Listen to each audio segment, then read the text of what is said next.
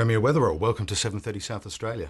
Thank you. Congratulations too. Thank you very much. What is this government doing that in your view is the most crucial thing to change? I don't think it's listening enough to the concerns of ordinary South Australians, especially those working South Australians who rely upon the Labor Party, the people that put their trust and their faith in us. And I think they've felt that we haven't been responsive enough to their needs, and I want to change that. Well, what are you going to change? Well, the first thing you've got to do is involve people in decisions, respect their points of view, listen to them. It doesn't always mean agreeing with them, but it means having a proper discussion with them so that they can understand where you're heading. Well, how practically are you going to do that? Can you give an example of what you are going to do to make that happen? Tomorrow I'm addressing our state conference, and I'll be laying down some steps that I intend to take, and I want to do that to the Labor Party conference because that's the first place we've got to reconnect with our basic supporters. Can you do it though this evening? You've had 10 weeks to think about it. There must be some practical things that you can say, whether here is a decision that I am not happy with and I'm going to reverse it, or here is what I'm going to do to make sure that those sorts of decisions aren't made again. A practical example.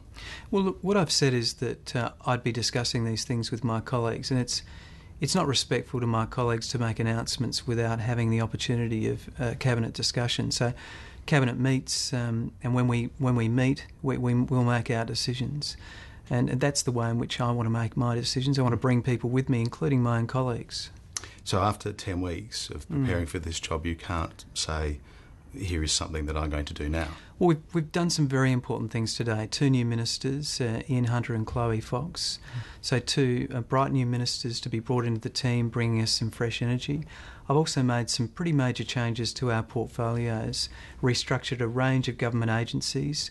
A lot of time and effort has been put into that.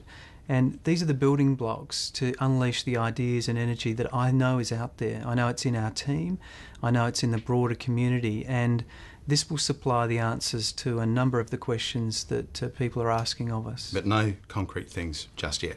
Well, still a while longer. Well, I mean, the truth is that there are proper processes for these things. Cabinet has to make decisions. I can't just go out and announce things. That's the very thing I'd be criticising. You've talked about being more respectful as a government. Does most of that have to come from you?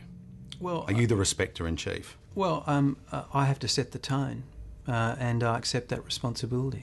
So does that mean that we will see perhaps Tom Kenyon, who made certain remarks about Penny Wong last week, pulled into line, or indeed Michael Atkinson, who's done an FOI on one of his colleagues, not much respectful in that?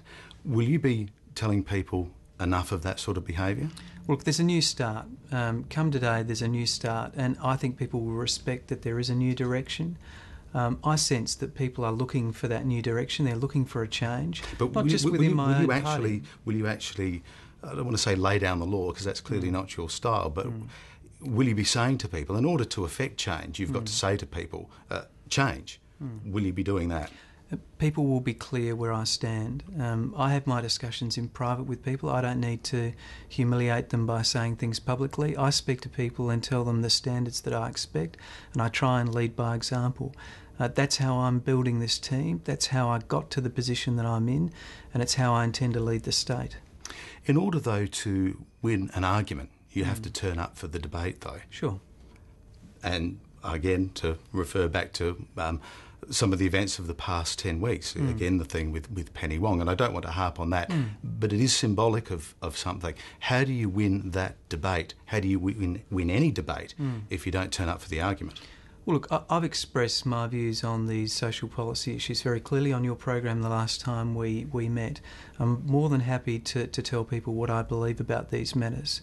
As for the issue with Ms Wong and Mr Kenyon, I understand, apologised to her, and I think that's appropriate. But I don't want to dwell on that, but it is a metaphor or an analogy of how you do things. Would you take that attitude in, say, interstate or state and federal discussions with Wayne Swan? I have my view, he has his view, that's where I want to leave it. Is that how you'd conduct those things? Look, I'll be doing what I need to do to get the result. And sometimes it's a time to be assertive, another time it's a time to be collaborative. But it's always a good idea, I think, to explore points of agreement before just going to points of difference. And that's my style, and that's how I'll seek to achieve change. So there is some fight in there, and we may well see it. Well, you have to wait and see. I think that when South Australia's interests come into conflict with our interstate or federal colleagues, you'll see me assertively promoting the South Australian position. You have made one major decision today, Claire, and that is you don't want to have a social inclusion commissioner. For somebody from the left, that's an unusual decision. Why have you gone down that path? Well, my commitment to social inclusion will remain undiminished. It's a key part of why I got involved in politics in the first place.